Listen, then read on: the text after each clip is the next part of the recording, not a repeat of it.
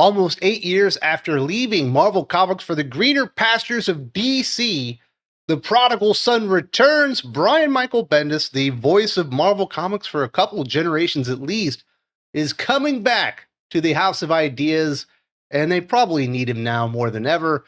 Well, he's not quite the Brian Michael Bendis of old. That was one of the leading voices for the last big boom period for Marvel Comics.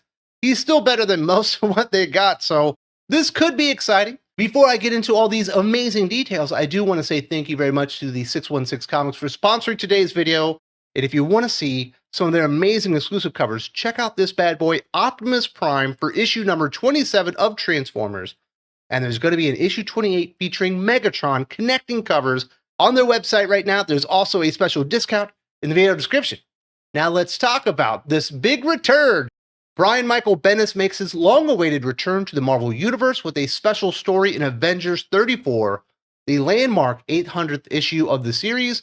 The oversized anniversary comic written by Jed MacKay with art by Fareed Karami will include a 14-page backup story from Bendis with artist Mark Bagley, reuniting the duo that helped define a generation of Marvel storytelling through Ultimate Spider-Man and Avengers Assemble. Bendis' return marks a major moment for Earth's mightiest heroes. His nearly decade-long run on Avengers in the 2000s revitalized the franchise, launching classic events like House of M, Secret Invasion, and Dark Reign. And I do believe saying revitalized the franchise is probably underselling it. There are better runs in Avengers in the past, but I don't think, commercially speaking, there's ever been a more successful run than what Brian Michael Bendis has done literally in the history of Marvel Comics. He took a B or C list team and absolutely made them an A-list team for several years. So I don't want to understate the return of Brian Michael Bendis for issue number 800. He's going to be doing a backup story with Mark Bagley, who essentially is kind of coming out of retirement. He said he was going to stop doing interiors last year. He and Bendis were very successful together, especially on Ultimate Spider-Man. Now, unfortunately, he's not taking over the Avengers, or I think they would say new writer Brian Michael Bendis, with a finishing story from Jed MacKay. It sounds like Jed MacKay will remain on the title. There's also lots of hints that Bendis will be returning to Marvel Comics full-time. And if you're familiar with Bendis, you know that means 2, 3, 4, upwards of 6 books at a time. The guy was very prolific, not only during his time at Marvel, but even during his less successful time at DC Comics. There are some titles that would make a lot of sense that clearly are not going to happen. Avengers being the main one, with all the success that he had with Avengers, Dark Avengers, New Avengers, Avengers Assemble, Mighty Avengers. He had lots of different iterations of that. But obviously, he's not taking over the Avengers. I would not expect him to take over Captain America, because it just relaunched with Chip Zdarsky. And Chip Zdarsky is going to be leading the next big event, Armageddon, and leading to that in the pages of Captain America. So I would imagine he's not going there. He's certainly not going to be taking over Iron Man. And that's probably a good thing after what he did to that character. Josh Williamson is coming over from DC Comics to take over the Iron Man run and hopefully fix the character, save the character. Now, there are a few other books that are currently ongoing that would kind of make sense. Miles Morales, Bendis created the character. As far as comic book writers, nobody has been more successful with Miles Morales than Brian Michael Bendis.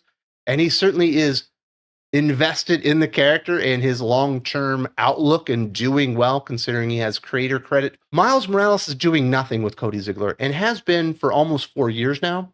And they are hinting that Miles Morales will come to an end in January. So I think that one's a very good candidate. Perhaps even placing Miles Morales back into, I don't know, an Ultimate Universe.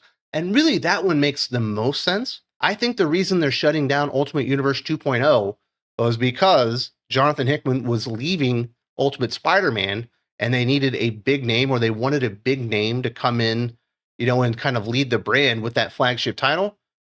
If Brian Michael Bendis was going to be returning and doing Ultimate Spider-Man, they would likely want to relaunch everything with him being the big name attached to it. So I know right now that they are taking pitches for Ultimate Universe 3.0, and I would not be surprised in the least if Brian Michael Bendis had a major part to do with that. You've also got Daredevil. Bendis has actually done very good work on Daredevil. If you like Alex Believe on Street Level Heroes, and why wouldn't you? And you haven't checked that out, you're absolutely missing something.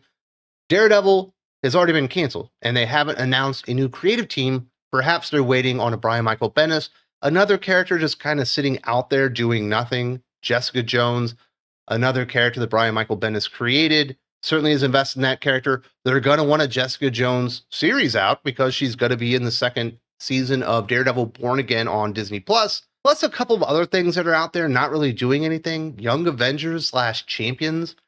Now, Bendis, I don't think has worked on any of those, but he's done every other Avengers team. Why not do Young Avengers? And he has the Miles Morales creator credit. He created Riri Williams, and certainly he tried to do Wonder Comics at DC, which had Young Justice that he wrote. It wasn't very good, but he clearly likes younger heroes. And then Guardians of the Galaxy is sitting out there doing nothing. He had a really long run on Guardians. I don't think he was very good. Of those out there that I think are most likely for Brian Michael Bendis now that he's returning and when he becomes full-time, and I'm expecting him to do at a minimum 3 different series, I think Miles Morales, likely in the Ultimate Universe with his name being attached as the marquee name for the Ultimate Universe relaunch, replacing obviously Jonathan Hickman. Daredevil would be a great choice. That character fits every single thing that Brian Michael Bendis is actually good at still as a writer. And then I think we're definitely going to see some Jessica Jones, and I would be very surprised if Brian Michael Bendis is not a part of it. But it sounds like he will be returning full-time at some point in 2026, and I imagine it will be in the first quarter or very early on in the new year. Some of you might be wondering what's going to happen in this story in Avengers number 800. I'm glad you asked. Set on the anniversary of the team's founding, the new story reunites the big three, Iron Man, Thor, and Captain America, for a daring mission against Hydra's newest doomsday weapon. They'll be joined by Avengers past, present, for an all-out battle that captures everything fans love about Marvel's premier super team. Obviously, the A story, the big story, is going to be something to do with the Twilight Court and Mirrodin and all that stuff that Jed MacKay is doing that nobody's really paying attention to, although it does have fantastic art from Fareed Karami. This is just going to be a backup, celebratory story, getting the big three together. Hey, if you want to get Thor, Iron Man, and Captain America together as a celebration for Avengers, I'm all for it. You want to throw Mark Bagley on there, I'm even more for it. So that should be a whole lot of fun.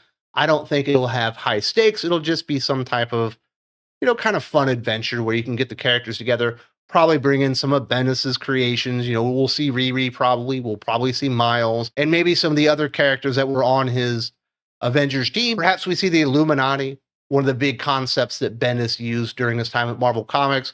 And I imagine it'll be a celebration not only of the Avengers for Avengers 800, but will also be a celebration of Brian Michael Bendis and his time on Avengers, which should be celebrated. Like I said, nobody has taken Avengers in comic books to the heights, commercially speaking, of success that Brian Michael Bendis did, and he deserves a lot of credit for that.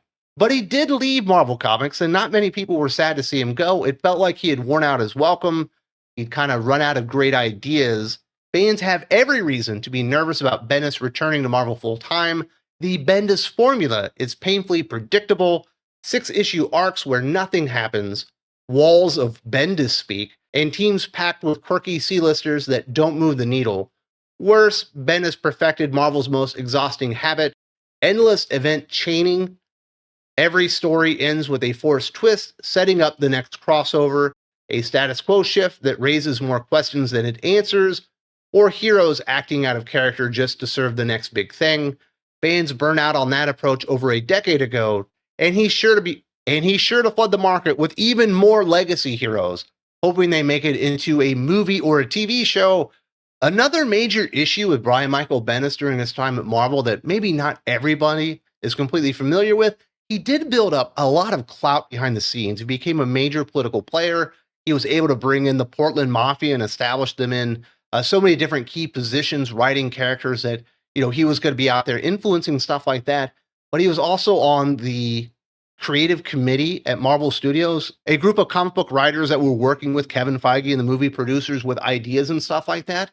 And that's one of the reasons he left Marvel Comics to begin with. Once they shut down the creative committee, he thought maybe he could have some more pull at DC Comics. Hopefully Marvel's a little bit more careful with how much power and pull they let Bendis have this time. I don't imagine that he's going to be able to vault up to the levels that he was, during the last Marvel Renaissance, where he was the voice essentially the entire brand. Like he was on the marquee and he was their biggest superstar creator when it came to selling comic books. I don't think he's got that in him anymore. But he is definitely known behind the scenes as a political player. It happened at DC Comics as well. There are all kinds of weird fights going on, or political posturing at least, between, the Bendis faction and the Snyder faction and Tom King and stuff like that. And if Marvel give him an inch, he will definitely try and take a mile. But it's the tropes that really worry me as a reader mostly. The behind the scenes stuff can be fun to talk about, but it's the Bendis-speak, the walls and walls of terrible dialogue where no character has a unique voice to themselves. They're just quirky teenagers for the most part, no matter how old or young the character is. The event chaining, they're still doing that. I hate event chaining. Brian Michael Bendis is the one that perfected that. He certainly loves decompressed storytelling. In fact, I would say that got worse at DC Comics. When you would get into one of his comic books, you would get upwards of 12 pages of recap from whatever had happened in the previous issue before he would even start moving the story along, if he decided to actually move the story along. Even though you were paying $4 or $5 for that comic book, he is the master of writing for the trades. That is his brand. That trope is used by everybody now. And quite frankly, there are a lot of writers out there that are far better at it now than he ever was. And I think that's one of the reasons that he kind of wore out his welcome. But hopefully he can recapture the magic, return to Marvel Comics, restore his reputation, become a comic book superstar again, and go out on a high note. That's what I'm hoping for. But I am a bigger DC fan than I am a Marvel fan, and I certainly remember his time at DC Comics, and he left them in terrible shape. If you don't believe me, you need to watch this video right now talking about all the damage that he did, all the characters that he destroyed. He left DC in quite the lurch. Check this video out right now. I do appreciate the time, and keep thinking critical.